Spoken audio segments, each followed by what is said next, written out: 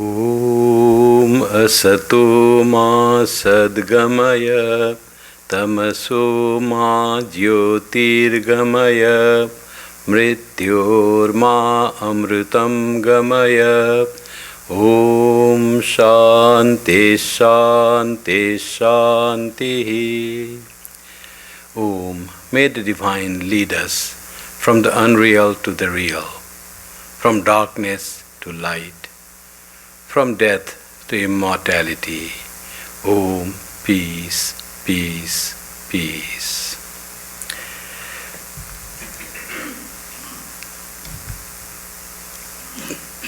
Actually, it's my great fortune. It's not your fortune. It's my great fortune to be coming here in Hollywood, the center hallowed by the memories of Swami Kripamayananda ji, Swami Swahananda ji, and many other Swamis that imparted the Vedanta.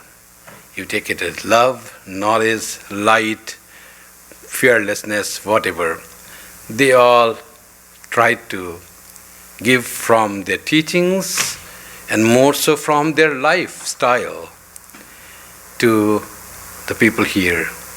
It's a great center, very old center, and doing so immense work in spiritual dissemination of spiritual inspiration to the people around. I met Swami Sarvadevananda ji the first day when I came to the West. That was 21st of July 2003 in Toronto.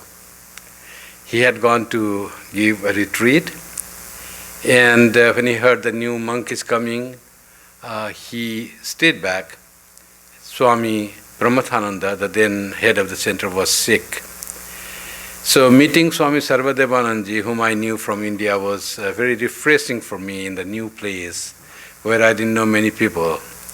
And it was very nice guidance, and it was his great love that has remained unbroken, undiluted ever since we met there. 15, 16 years almost. So like that the time goes, the flow of life goes on. So today's topic was not said, but a spiritual talk. So when we say spiritual talk, something that illumines our spirit, something that inspires our spiritual nature, what can be better than the gospel of Sri Ramakrishna? What can be better than thinking of Sri Ramakrishna, Holy Mother, Swami Vivekananda, Swami Brahmananda? All you think and you become spiritual. You don't have to talk and listen. The thinking of them is the best. Sometimes our thoughts are not trained and they don't go to them. That's why you have to talk something on them. And then also mind, the main purpose of all talk, japam or repeating God's name, all is to connect with the divine. And divine who is represented and presented in the form of all holy beings. So I thought of talking something from the Gospel of Sri Ramakrishna to talk about. What a wonderful, glorious book is this. It's not if we say simply book, it will be less to this treatise that has come to us. These are the words of God, as is any other scriptures. This is the Vedas, Upanishads, Gita, Bible, Quran, and the Granth Sahib. As they are valuable, so this is valuable to us. As they inspire and purify us, gospel inspires and purifies us to lead a spiritual life. What is a spiritual life? Spiritual life is the life which makes our heart pure and enables us to realize ultimate truth, realize our own true nature. That is spiritual life. Spiritual life is total transformation of our present day worldly life. And that is possible when from a worldly person we become a spiritual person. And by being that transformation is from individuality, we transform to unity. From self-centeredness, we get transformed to all-centeredness. That is the power of spirituality. It changes us totally, transforms us totally. And by ourselves, it is very difficult. But by being connected with the spiritual lights, luminous beings, it becomes very easy. And best way to connect to them is by pouring our thought process to them, to their ideal, to what do they represent, what really their power is. And to do that, we need to know about them, we need to know about what they gave us, what they taught us, what they directed us, how should we really live in this world to change ourselves. The need is to change ourselves. That is the thing. So, this gospel written by M has 177 days of entry in the book. From 26th February 1882 to 10th May 1887. After even Sri Ramakrishna passed away, he used to go to the monastery, newly formed monastery, and then used to talk with young monks whom society didn't really believe that they can become monks. They were like 20, 21, 22 years young men who were all bound together by the love of Sri Ramakrishna. And people thought, how will they survive? How this monastery will survive? Many people didn't know, but there were divine plan, and there was this Yam who supported them. Blessing of Holy Mother was there, of course. Sri Ramakrishna's wish was there.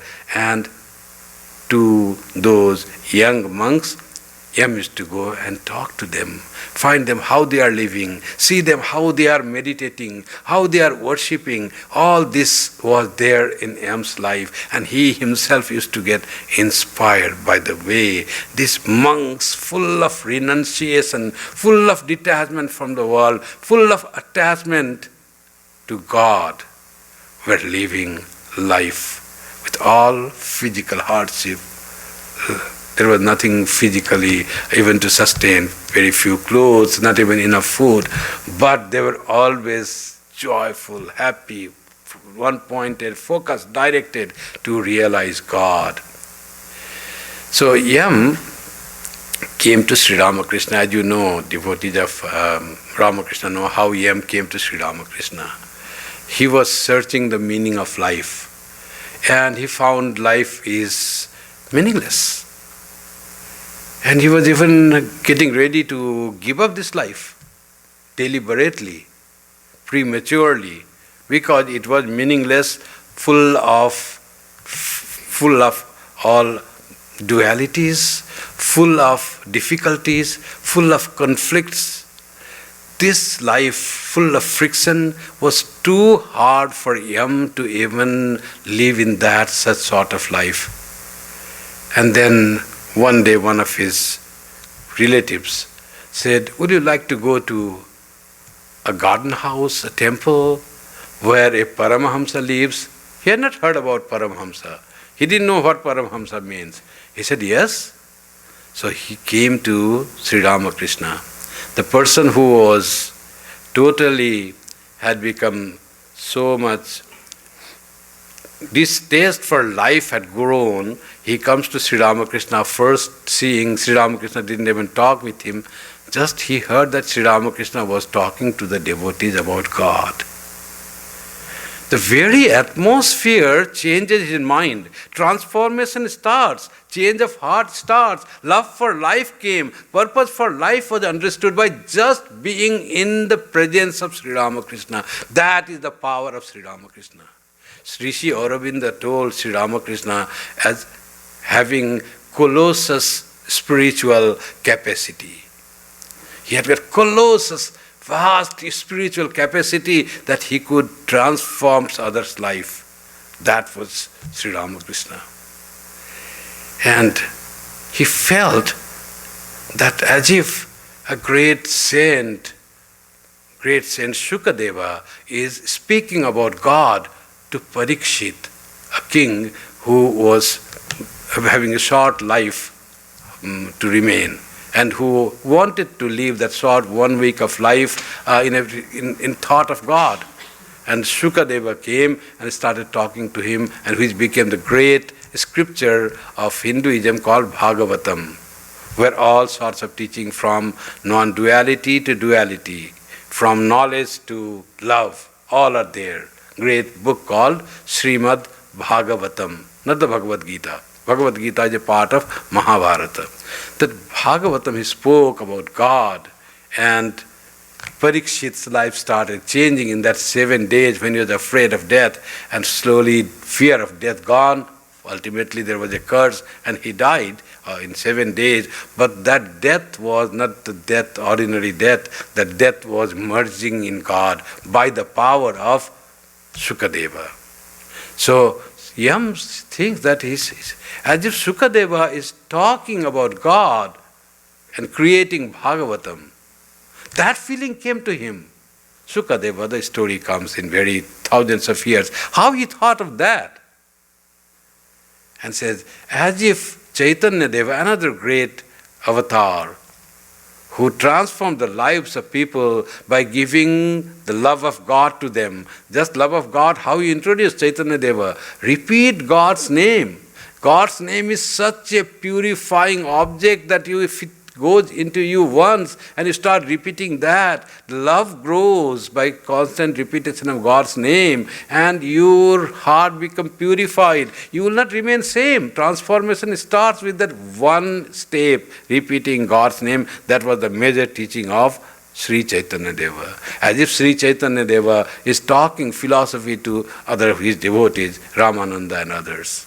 He felt that and went and saw the temples, and then came back and asked, can I go and see Sri Ramakrishna? Perhaps it is evening, he must be doing prayer. The maid attendant that was saying, no, you go, there is no problem. He welcomes everyone any time coming. She has seen how people used to come to Sri Ramakrishna. There was no closing of the door. There was no time set. That appointment is from 4 o'clock to 5 o'clock, only that.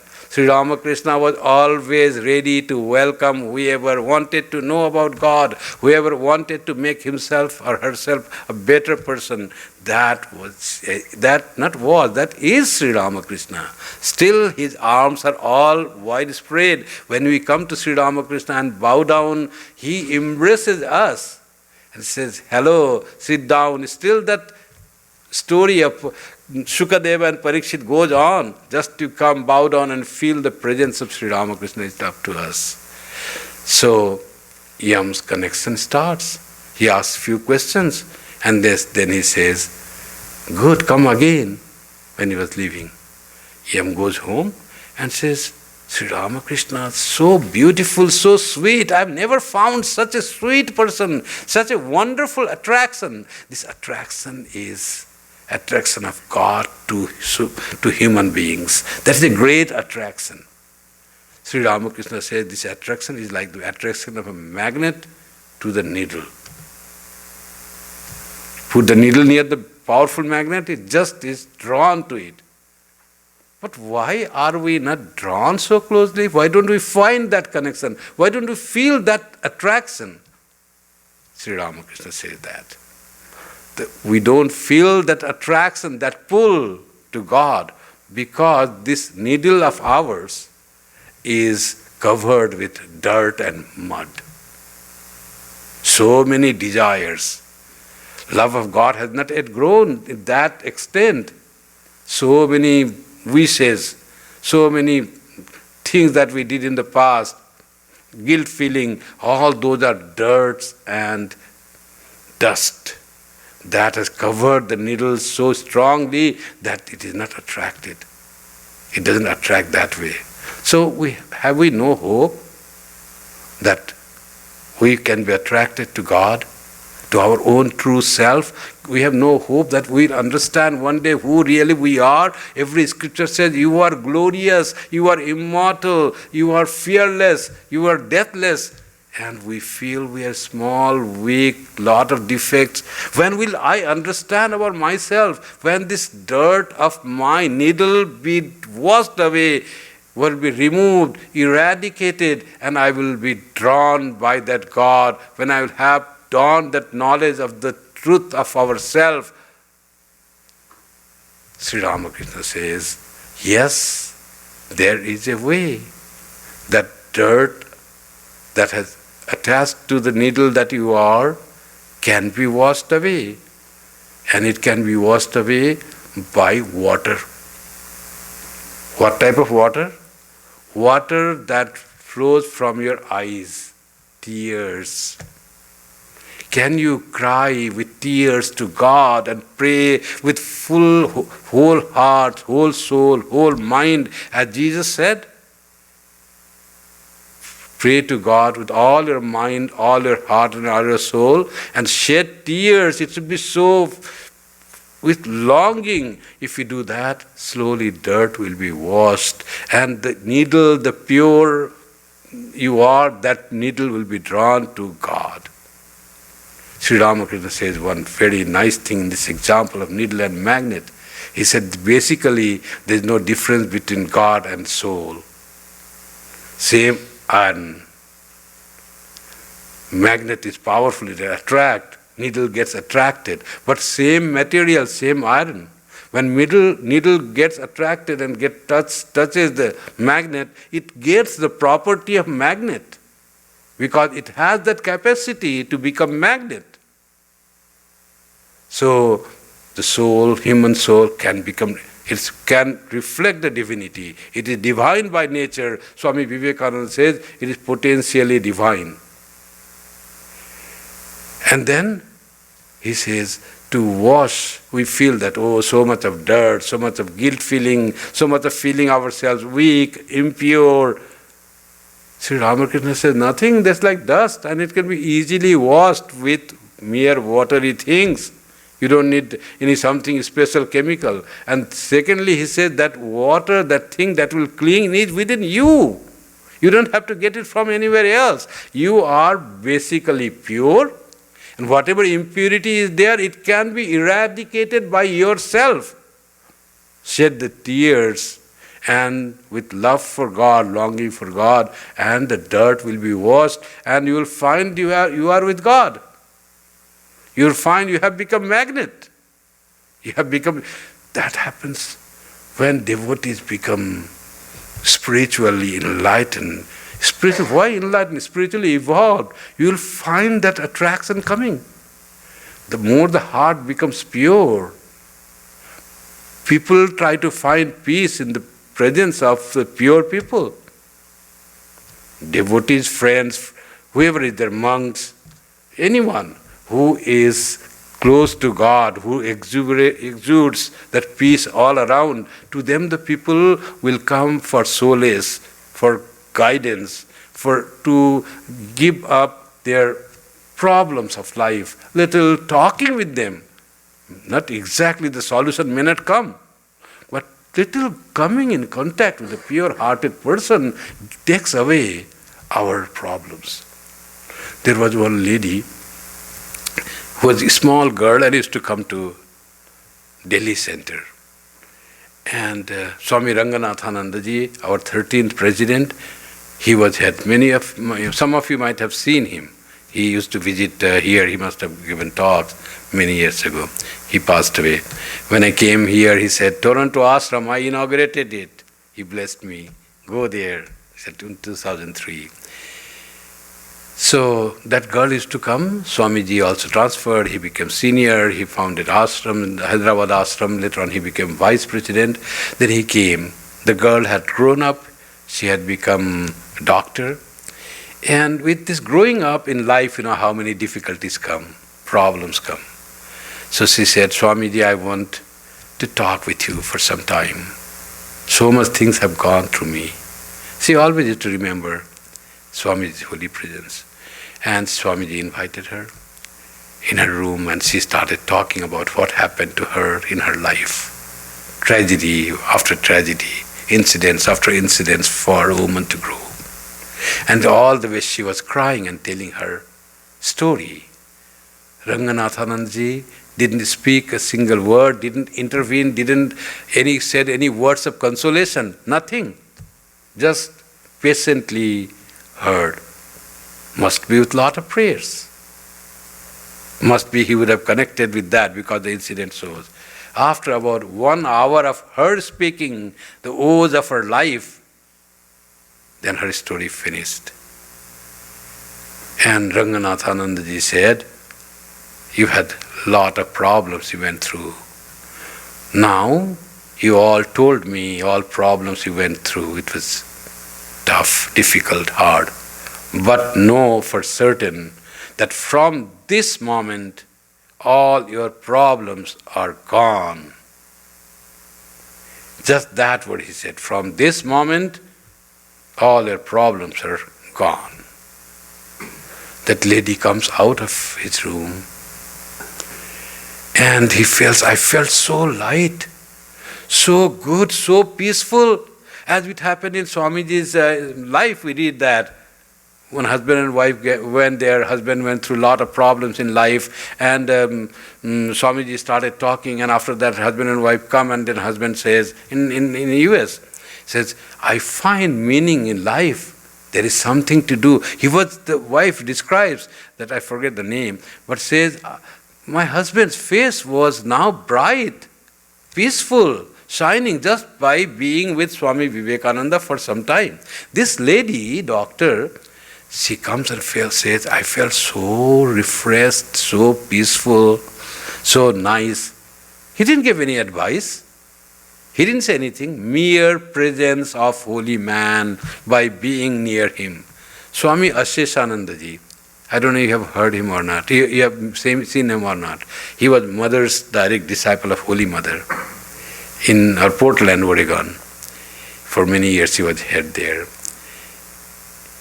People say to me that they used to go as a young boy and used to read gospel.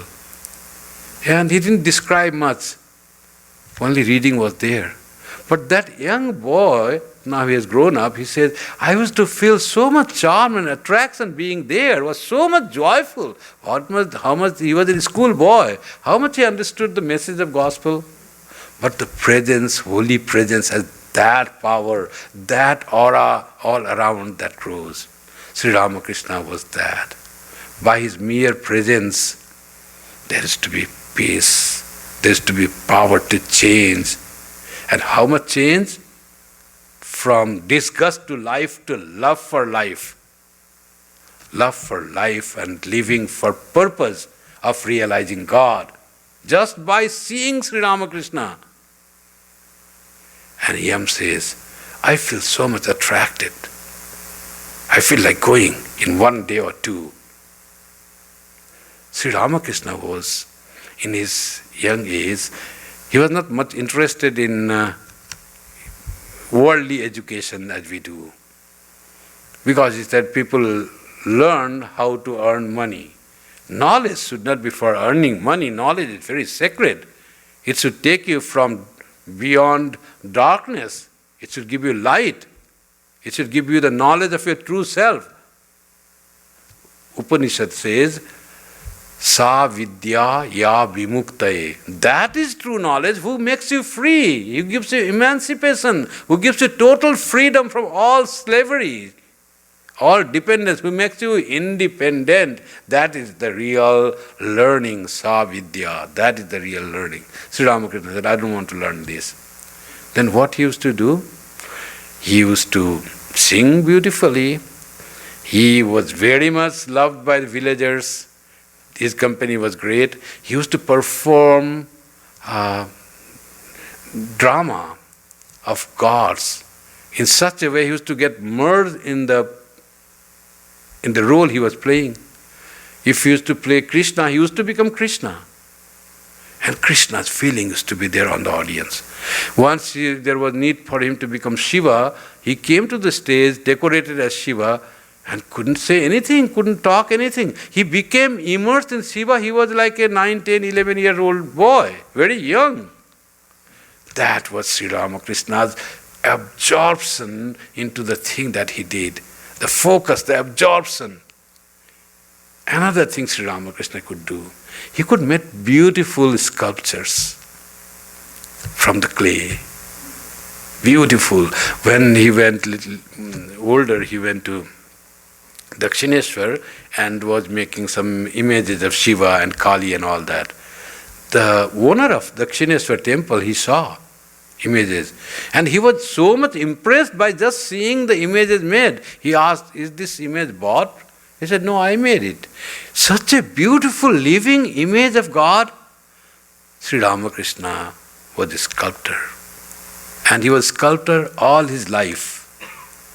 Only the raw material for making sculpture changed. First it was clay, out of which he made beautiful images of gods. After that it became human being.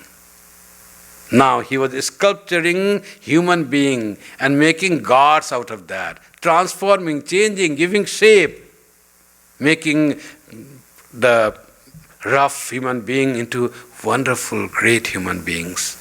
From very sinful beings, sinful human beings to holy persons. That was Sri Ramakrishna's sculpturing. He could make the image from clay making to man making. That Sri Ramakrishna became. All his life was that. He just made sculptures. And from clay sculpture to man making sculpture, real man. The beautiful and powerful Sri Ramakrishna in the Aurobindo word, colossus spiritual capacity he had. Once one person comes, he was very addicted to drinking and had created a lot of problems in his house. His name was Kalipada Ghosh.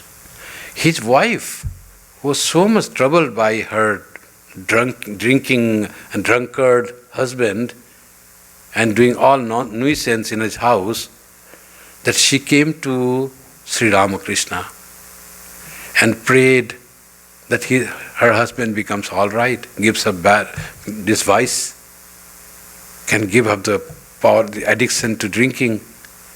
Sri Ramakrishna said, oh, that is the problem. Go to Holy Mother. She is the one who gives power. She is the power. If she wills, anybody can be had to work hard. But Holy Mother can make her by mere wish, she can change. Go to Holy Mother. Holy Mother said, no, it's not me.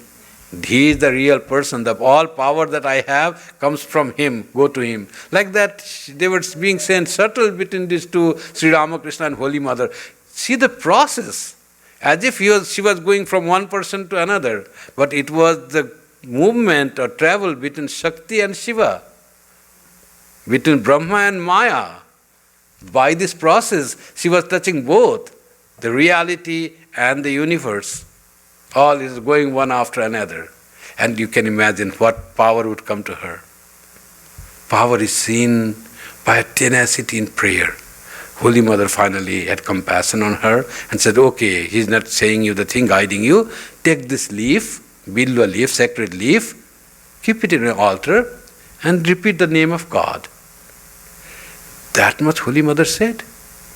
And that lady went home and started repeating the name of God and prayer with the full faith. But thing was not changing. She prayed down, how many years? For 12 long years without break. There was no change. The person was drinking still. But she didn't give up. She didn't give up this prayer. She didn't give up her faith. She knew that one day it will happen. How this faith was generated in her, where did she get that much power of faith in the saying of Holy Mother and Sri Ramakrishna? That going to Sri Ramakrishna, coming to Holy Mother, going to Sri Ramakrishna, coming to Holy Mother, that they might have done with purpose. When the great avatars come, whatever they do, there is a purpose and there is a good purpose for that. Whatever happens in their life from birth until their disappearance from this world. And after 12 long years of prayer, One day finally this Kalipada Ghosh comes to Sri Ramakrishna, very raw stone, taking all the vices, so much of things he has done, nothing good, everything that could be done bad, he has done in his life. Comes to Sri Ramakrishna. And Sri Ramakrishna, he asks, Sri Ramakrishna, Kalipada Ghosh asked to Sri Ramakrishna, I feel so thirsty, can you give me something to drink, some wine to drink? Sri Ramakrishna, yes, of course. Then he says, I need something foreign liquor, not desi thing, not the local made thing. I want to have kick. Otherwise, he's so drunkard, local thing will not give him kick. So Sri Ramakrishna says, I will give you very desi, very much this country has given, but it will give you such a kick that you will not be able to digest it. It will be very strong for you. He said, this is what he is going to give, that will make me drunk. I have been drinking for so many years, decades together. And then Sri Ramakrishna comes to him, just touches him, just hand touch. Kalipada Ghosh, drunkard fellow, transformation starts. He starts crying, weeping, wailing. Why to this man who never was caught by any moral act, who thought that world is just enjoyment, that type of what is morality, what is ethics, nothing was that. For him it was the world was meant for enjoyment, and he became addicted to the enjoyment. Enjoyment is such a thing, if you get addicted to it, even the joy of enjoying goes away. You just become slave of your addiction. There is no joy in drinking, there is no joy in any other enjoyment.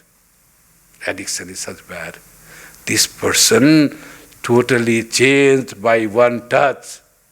Man-making work starts of Kalipada Ghosh, Sri Ramakrishna starts man-making.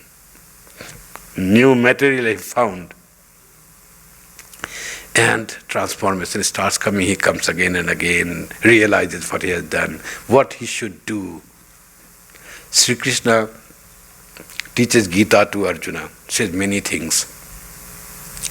And Arjuna was a great scholar, person who had known about the scriptures, knew what is right to do and what is not right to do, what is duty and what is thing that you should avoid. But at the time of performing duty, he said, no, I will not be able to perform this. The delusion caught him. The Maya became too powerful to him. He even wanted to shirk from the duty. Sri Krishna taught him that one must perform his or her duty. That is the highest heaven. If you want to reach heaven, performing of the duty is the highest. Then he teaches in 18 chapters so many words of wisdom. What is the nature of the soul? What is devotion?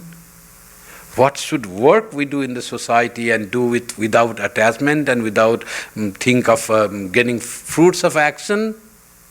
And how should one meditate? Everything he teaches. And after saying that, Sri Krishna says, now I have taught you, now you do whatever you like. If you don't listen to me and go on what you said, I want to give up my duty and go and live on alms, then you will be destroyed. He said that. Nasrosyasi vinangsyasi. If you don't listen to me, your spiritual life will be destroyed. What Arjuna says, whatever you taught are great, now I will follow. He says that, but he says, Nasto moha smritir labdhva. My all delusions are gone by your grace. Tat prasadat. By your grace, all my delusions are gone. And I have regained memory. Smritir labdhva. Smriti means memory, labdhva means I have regained the memory. So, Kalipada Ghosh starts getting the memory of goodness of the heart. You see, all goodness is there in every one of us. Everyone, even the cruelest person has all the goodness that a good person has, as a saint has.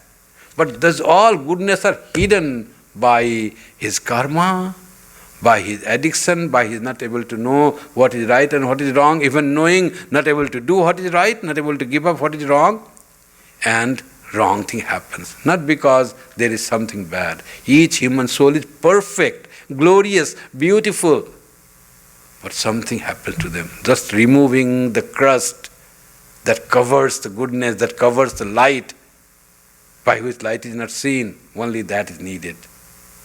So, Kalipada Ghost transformation starts and he becomes a wonderful person.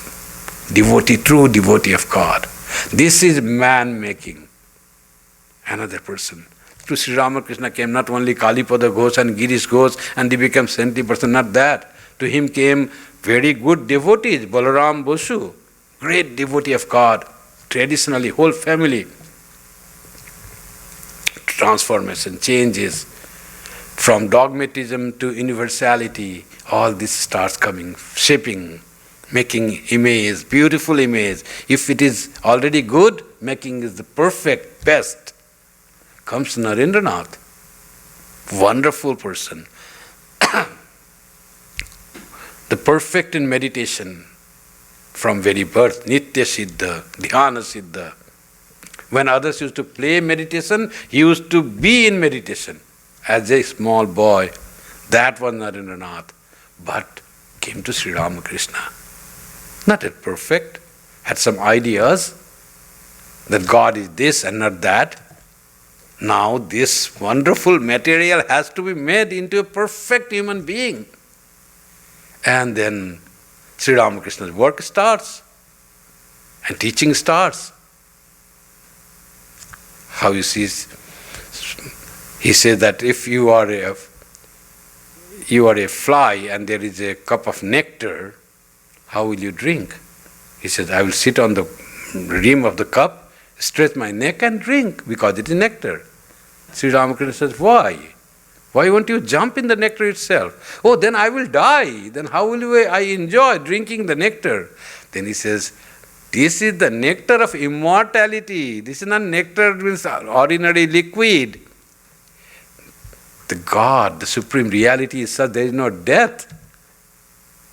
So that type of idea he gives about the non-dual, merging in the non-duality, where one doesn't really die. Individuality goes, which is born of ignorance, the individuality goes and he becomes infinite.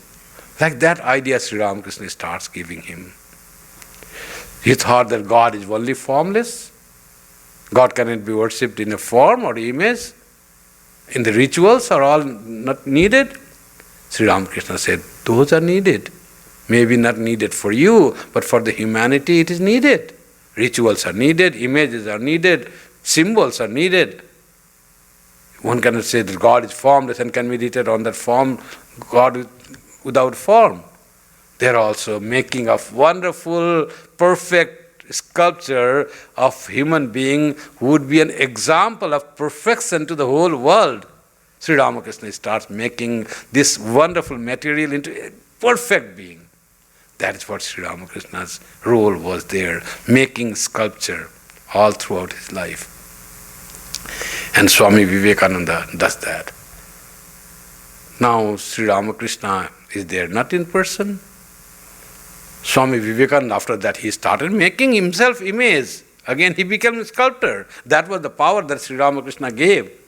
In 1886, in Kashipur, Sri Ramakrishna was almost towards the end of his life. He was going to close his divine play. Swami Vivekananda, he calls, makes him sit near him, touches him. Swami Vivekananda goes into trance, not aware of where he is. After some time, he regains consciousness, worldly consciousness, opens his eyes, and says, Sri Ramakrishna is shedding tears. And says, I have given you everything that I had earned, that was in me. All spiritual powers I have transferred to you. Why? By that power you will do good to the world. That was not meant for you, that is meant for you to work for the world. I was a sculptor, you can explain this. Now you will become the sculptor of man making. you will make men, real human beings. And that power Swami Vivekananda had. You know the example. He came and was giving a talk. And in the middle of his lecture, suddenly he left the hall. Suddenly. People went to him and asked, Swamiji, what happened? Why did you suddenly left? Then he said, oh, I saw that I am using the human mind, the mind of my audience, like a soft clay, and what had the capacity to make it into the way as I like. And I don't want to change everyone to my idea. It has to be a slow process. And they have to grow by themselves. If I give them something that they cannot retain, then that will be useless. So I found that the human mind of my audience is like the soft clay, and I can give them shape as I like. So I don't want to use that in that way. That's why I left. You see the power of man-making that he got from Swami Sri Ramakrishna. Swami Vivekananda in his talk, in his complete work, you'll find man-making education, man-making life. That is needed. You have to be human being. Not like animal in thought, selfish, self-centered. Be the human being. True human being is one who feels oneness with all, who is friendly to all, who is compassionate, who is empathic. Be that. That is the human being. That is man-making. And this man-making, he learned from Sri Ramakrishna. He got the power of this from Sri Ramakrishna, and he became maker of man. We read, we change our lives by reading Swami Vivekananda. Romarola says, I feel like he's touching my heart. I feel like electric shock coming to me. That is what the transformation, when I read that. And when we read, we also feel. Some senior Swamis used to say, when I used to read Vivekananda, I felt like I can do everything and anything. So much power I got from the book that I read. Now, Sri Ramakrishna is not in body, physical body. Swami Vivekananda is not in physical body. Now there is no chance for man-making. Sri Ramakrishna's work of making sculpture is gone, finished, done? No, it's not done. Still there is man-making process going on. When we come to the temple and bow down to the altar, there is a man-making goes on. When we read some books, man-making process of Sri Ramakrishna goes on. And the work of Vedanta societies, that is all man-making, that Vedanta society work going on. We the devotees, when we say to someone who is very depressed, who is sad, we say, don't worry, all will go, God is there. And we say with conviction, that has the power. That is man-making. You make smile, you give peace to others. That is man-making. We hold this Vedanta society, its devotees, the Ramakrishna mission, the Ramakrishna order as such, has become the man-making tool. The sculpturing is going on. We all need to be that sculptor, trying to make ourselves better by their grace and try to make whatever we can do to others. That power, if we try with feeling, that power will come to us. Sri Ramakrishna gave that power to Narendranath. He has given that power to us also. We need to absorb that power and utilize that power. Our feeling, our prayer. But first, we need to wash the dirt and the dust that is in the middle of ourself through our longing and prayer. And that washing will be done through our own tears. That's what Sri Ramakrishna's power is. What a simple words he speaks in the gospel, and what a profound thought, what a deep meaning. That is the power of gospel. Let us read a little about Yam's second visit. He said, I feel like a pull. Someone is like drawing to me. I will go tomorrow or day after tomorrow. Date is not mentioned, but it says the second time he went. Beautiful conversation, second visit of Yam to Sri Ramakrishna.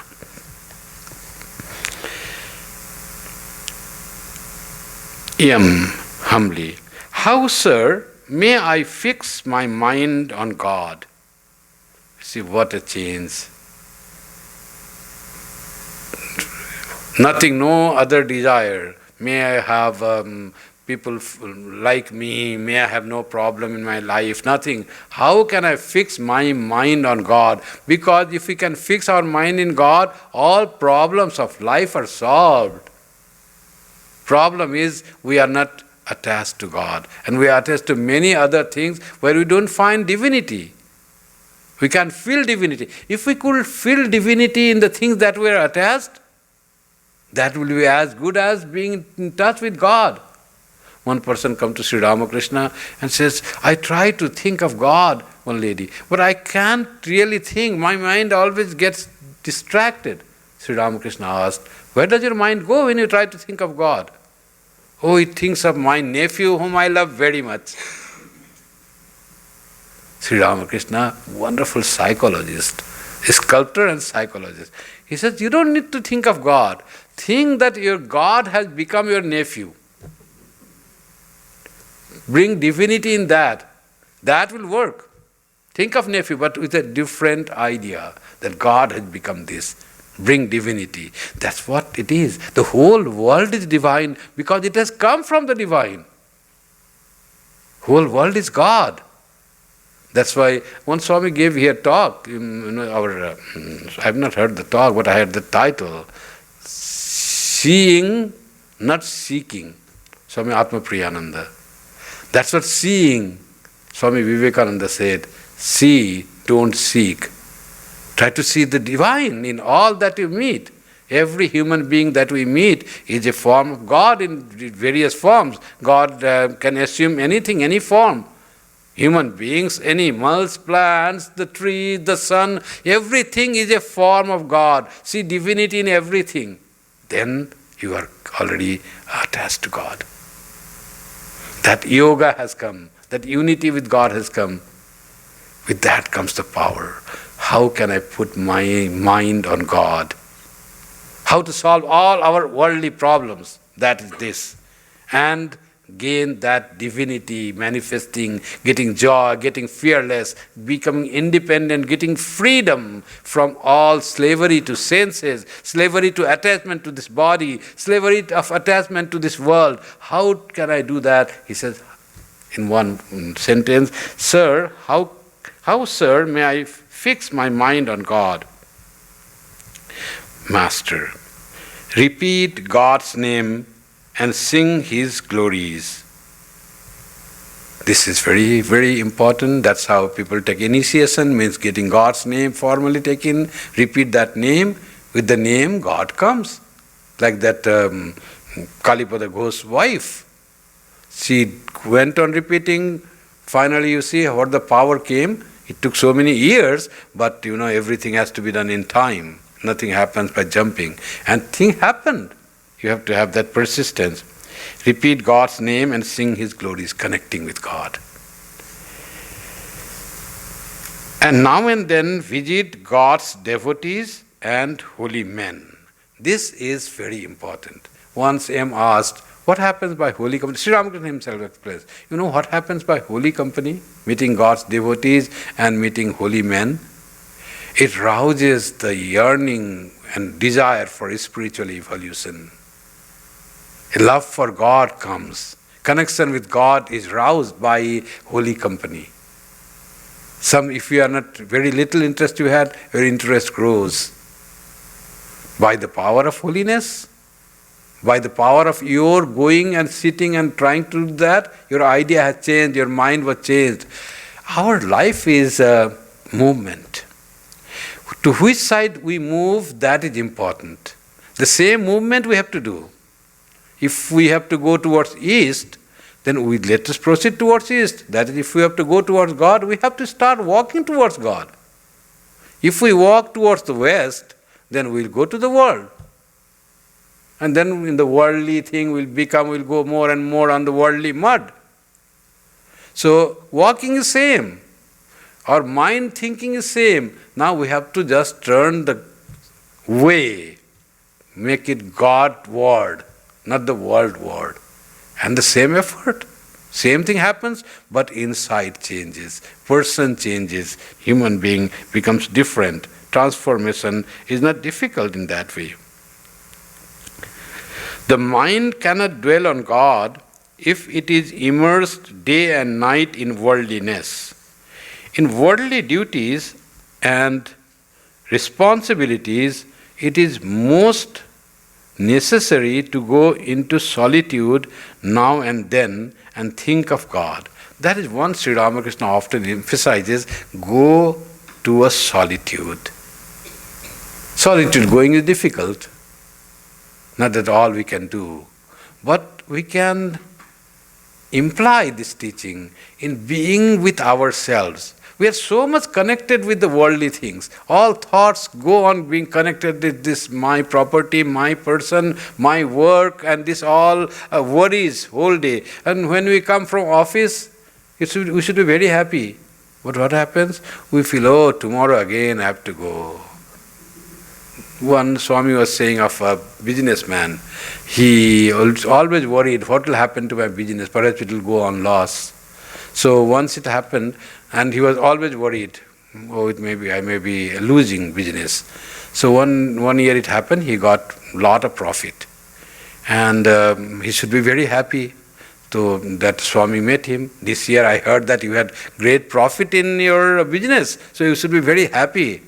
What are you saying, Swamiji? This year it happened, profit no doubt, but what will happen next year? So he is already worried for the next year that he may lose. He cannot enjoy any day. That is our condition. We also are always worried what will happen because we are attached. We can't free ourselves, our mind from the worries and attachment to the things. And by worrying, nothing good happens. If we could free good thing happens then. Worried mind, unhappy mind, frustrated mind, you take and go into the office to work, again how the work will be better. If we can withdraw the mind from the work when you are at home, and withdrawing mind doesn't happen, you have to put it somewhere. Put it on God, on holy thoughts, and thought for good of the world, and it becomes purified, and that becomes fresh mind. Get up fresh in the morning, go to office. Going to office will be an enjoyable thing. It is practice of spirituality. Office going is not drudgery. It's not a thing that you are bound and compelled to work. It is a joyful act because you get an opportunity to practice spirituality by meeting the people, by performing your duty. How much you are performing karma yoga and how much you are getting attached for name and fame. How much you are doing the thing that gives you joy, not thinking though I work so hard, but boss gets so much salary, I get so much less, and we work same time. You don't think that way. My contribution I do. The opportunity is given for me to work for the company. That itself is such a great opportunity God has given. You feel joy in working and don't consider other things. Sri Ramakrishna said, when we go to orchard, don't count how many leaves and twigs and how many trees are there. Eat fruits. Enjoy work. It can be trained. Mind can be trained to enjoy the work.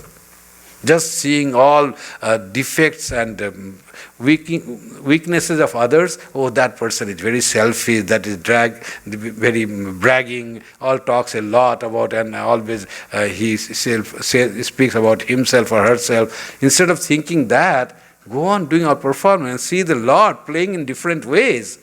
Some are self-centered. Lord is playing as a self-centered person. Lord is playing as a greedy person. Lord is playing as a complaining person. What a different role of God. We can think of that way. And life will become so fantastic. You work in office thinking of God, and you come home, you will find so refreshed. That's what happens when we are in Vedanta society. One person used to come to Toronto from 2 hours away on Sundays, and they used to be there, meet with the devotees, talk, listen some talk.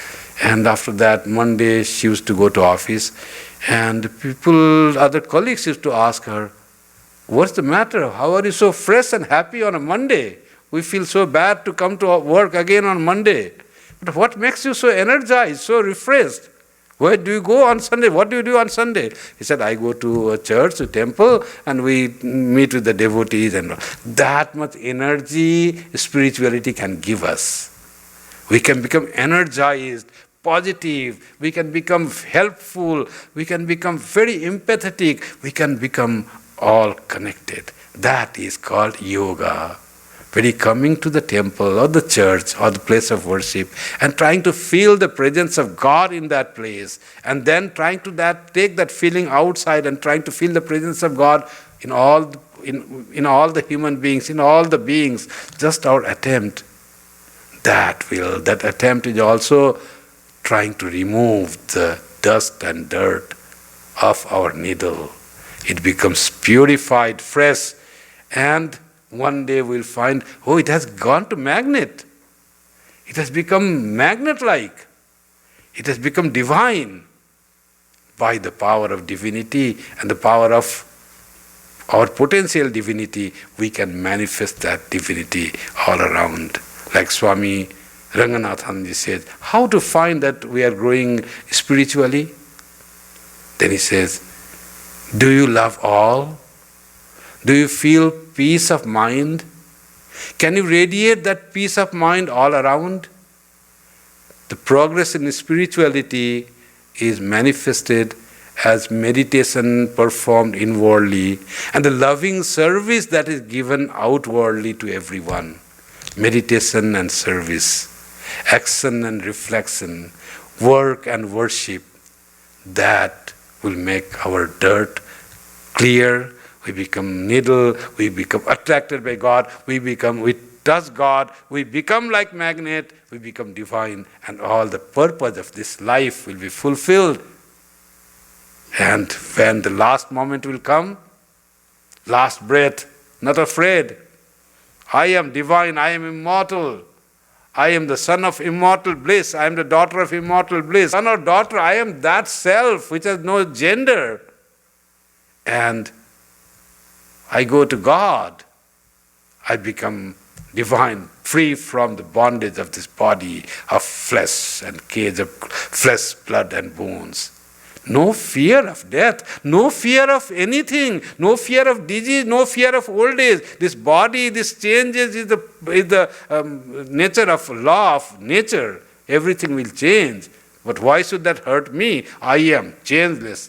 That idea will come by the grace of God, and we are waiting for that transformation in our life, and that will happen by the power of the grace of Sri Ramakrishna, by the power of grace of God in any form that we worship, any form that we like. May God make us all spiritually enlightened. May our life be transformed, and may we feel that we are divine being. Thank you very much.